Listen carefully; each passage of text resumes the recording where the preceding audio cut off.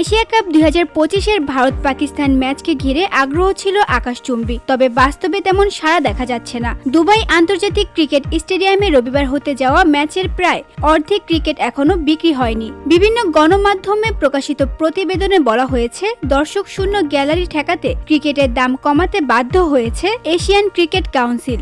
সাধারণ টিকিটের দাম 475 দিরহাম থেকে নামিয়ে করা হয়েছে 350 দিরহাম।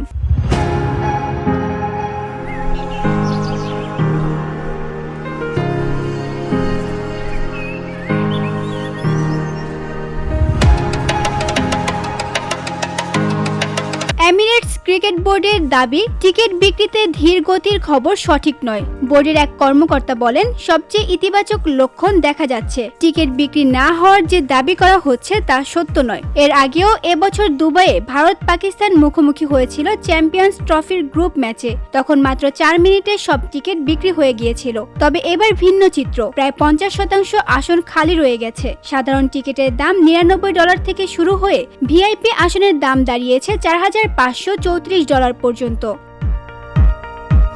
প্রায় 10 দিন আগে টিকিট বিক্রি শুরু হলেও গ্যালারির অর্ধেক আসন এখনো খালি। অনেকেই মনে করছেন আকাশছোঁয়া দাম ছাড়াও বয়কটের ডাক এর জন্য দায়ী। কারণ কাশ্মীরের পেহেলগামে সাম্প্রতিক সন্ত্রাসী হামলার পর ভারতের সামরিক অভিযানের প্রেক্ষাপটে দুই দেশের সম্পর্ক আরও উত্তপ্ত হয়েছে।